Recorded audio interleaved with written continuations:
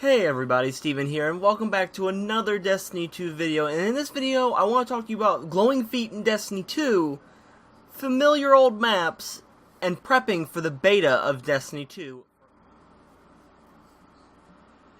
In Destiny 2, most of the old supers are gone in that their mechanics have changed. I'm going to look at a little bit, like for the most part they've changed, but going from some having, one-off abilities like the original Striker Titan and the original Defender Titan and the Nova Bomb in some way.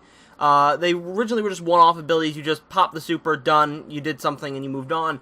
But Bungie has chosen, as we've seen, to give everybody at least a roaming super. Now, this isn't necessarily for the Voidwalker, as the Voidwalker sells a Nova Bomb, but maybe the Nova Bomb's been changed with tracking that we saw in the last video. So, it gives everybody kind of a fighting edge. But from my point of view, Destiny 1 PvP was really dominated by roaming supers. Like having the ability to roam the map with these quick kill abilities just gives a lot of the classes in Destiny 1 certain edges, especially when you look at something like the Hunters. The Hunter was the dominant force in Destiny Year 1 PvP. Like, yeah, the Titans had some good stuff going, and yeah, sure, the Warlocks did everything once in a while. But the Hunters really reigned supreme for a long time, and they still kind of do in some way. But I like that the Destiny 2 has decided to just, go all that, and Bungie said, hey, we'll give everybody roaming supers, because that's good for the competitive scene, it's good for the game, I completely support that. But how do you counter those supers now? Now, Bungie, we saw, has come up with a solution or two, and to give some of these non-supered Guardians at the time a fighting chance and make the Guardians with the supers maybe a little more careful in popping them and choosing when to use them.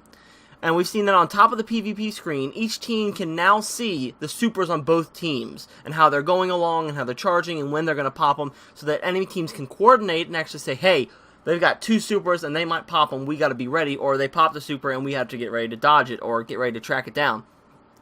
They've also stated that new energy weapons that we talked about in your energy slot will help deal with enemy guardians in supers as they do more damage. And now we've also learned that roaming supers will have glowing footprints? I admit this wasn't something I was even really thinking about, but it was, when I saw it, I kind of like smacked myself in the head, because I was like, wow, that's actually a weird little thing that might help. I'm glad that they're trying to implement weird new ways to help keep track of and deal with the supers. I'm glad to see that they've implemented other ways to keep track and deal with supers in Destiny 2. I think that's a good route for Bungie to go in this game mode, for PvP especially. We also see that Ward of Dawn is back on the Sentinel, and that apparently instead of choosing to throw down just go into your shield mode, you can choose just to have the bubble pop, or you can choose to go with the shield and just start throwing at enemies. So I like that the bubble's back. That was a big concern for the community, like, where's Ward of Dawn? Are we still going to be able to plant bubbles down? So I'm glad to see that finally came back. And another one of IGN's first for the month of July, which has been Destiny 2. Destin Legary, one of the hosts of Fireteam Chat, great guy, love his content, talks with Jeff Harrell, and he's an environmental artist for Bungie. And they talk about one of the new maps in Destiny 2, Crucible, Vostok. Now, I say old, but technically we've already seen it in Destiny 1. Vostok is essentially an updated version of the Fellwinter Peak map from Destiny 1, with some minor changes to cover and some new routes in which to flank, enemies and other teams. Bungie did something similar to this in the Rise of Iron DLC, but instead of using instead of using a PvP map for PvE experience, they have done the opposite for Destiny 2. So in Destiny 1, they used the old tower map was used for the Gallowhorn questline in the Rise of Iron campaign missions. And for this, they seem to have taken the PvE map, which had no use in the original game, it was just sitting there, and have turned it into a PvP map. I'm glad to see that it's being used. I'm glad to see that Fellwinter space is being used, because maybe they'll answer some of our questions as why we all go to this little farm on Earth, but why don't we go to Fellwinter Peak? Did they take it? Who knows? But I'm glad to see that space is being used, even if it's in another game.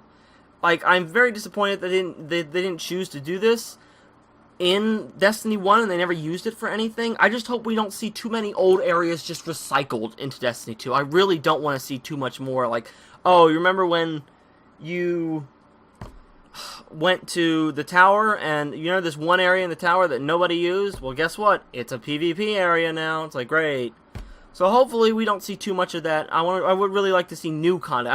I want new content in Destiny 2 because I want to know why Destiny 2 is different from Destiny 1. I don't want to be going back to the same places in the game I've played for 3 years. I want new things and new spaces to explore.